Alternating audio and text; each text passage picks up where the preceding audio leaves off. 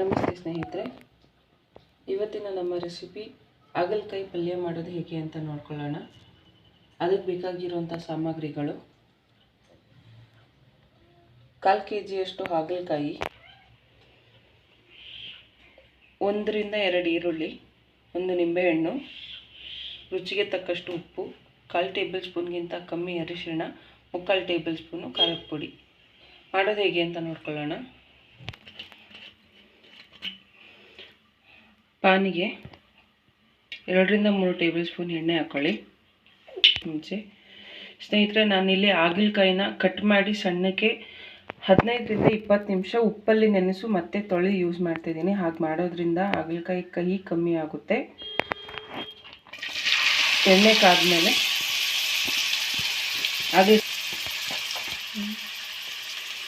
ಎಣ್ಣೆ ಕಾದ್ಮೇಲೆ ಪಾನಿಗೆ ಹಾಗಲಕಾಯಿ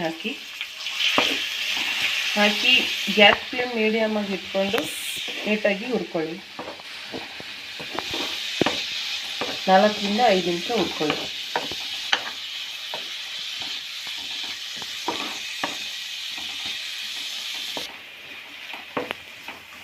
ನಾಲ್ಕರಿಂದ 5 ನಿಮಿಷ ಆಗಿದೆ. ಈ ಟೈಮಲ್ಲಿ ಕಟ್ ಮಾಡ್ಕೊಂಡಿರೋಂಥ ಈರುಳ್ಳಿ ಹಾಕಿ ನೀಟಾಗಿ ಮಿಕ್ಸ್ ಮಾಡ್ಕೊಳ್ಳಿ.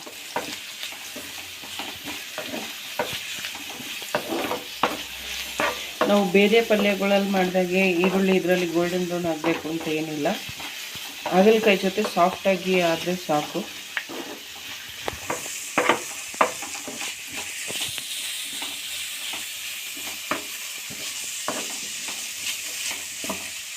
ಈರುಳ್ಳಿ ಮಿಕ್ಸ್ ಮಾಡಿದ್ಮೇಲೆ ತೆಗೆದಿಟ್ಕೊಂಡಿರೋಂಥ ಅಚ್ಕಾರದ ಪುಡಿ, ಅರಿಶಿನ ಹಾಗೂ ಉಪ್ಪು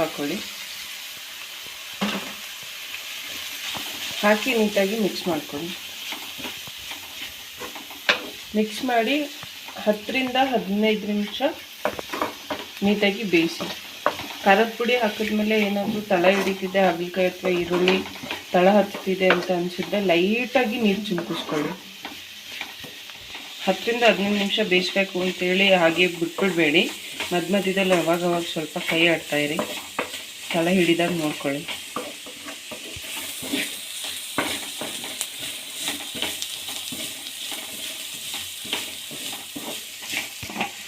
ನೋಡಿ, ಸ್ವಲ್ಪ ಎಲ್ಲ ಸಾಫ್ಟ್ ಆಗಿದೆ. ಇನ್ನೊಂದು ಸ್ವಲ್ಪ ಬೇಯಬೇಕು.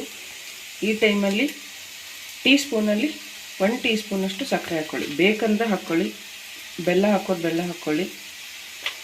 ಬೇಡ ನನಗೆ ಸ್ವೀಟ್ ಅನ್ನೋದು ಹಾಕದೆ ಕೂಡ ಇರ್ಬೋದು. ನಾನೀಗ ಶುಗರ್ ಯೂಸ್ ಮಾಡ್ತಾ ಇದ್ದೀನಿ.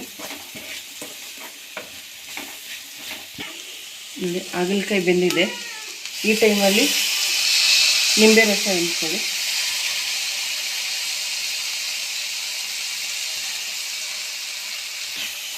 ನಾನಿಲ್ಲಿ ಅರ್ಧ ಒಳ್ಳಷ್ಟು ನಿಂಬೆಹಣ್ಣು ಹಾಕಿದ್ದೀನಿ. ನೀಟಾಗಿ ಮಿಕ್ಸ್ ಮಾಡಿ ಇನ್ನೊಂದು 5 ನಿಮಿಷ ಬೇಯಿಸ್ಕೊಳ್ಳಿ.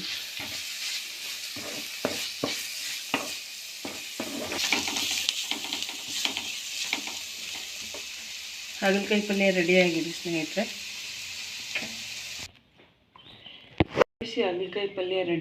ಸ್ನೇಹಿತರೆ.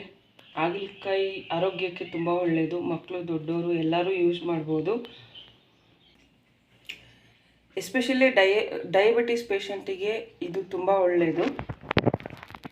ಸ್ನೇಹಿತರೆ, ಈ ವಿಡಿಯೋ ನಿಮ್ಗೆ ಇಷ್ಟ ಆದಲ್ಲಿ ಲೈಕ್ ಮಾಡಿ, ಶೇರ್ ಮಾಡಿ, ಕಮೆಂಟ್ ಮಾಡಿ ಹಾಗೂ ಸಬ್ಸ್ಕ್ರೈಬ್ ಮಾಡಿ, ಸಪೋರ್ಟ್ ಮಾಡಿ ಹಾಗೂ ಪಕ್ಕದಲ್ಲಿರೋ ಬೆಲ್ ಐಕನ್ನನ್ನು ಒತ್ತಿ. Thank you.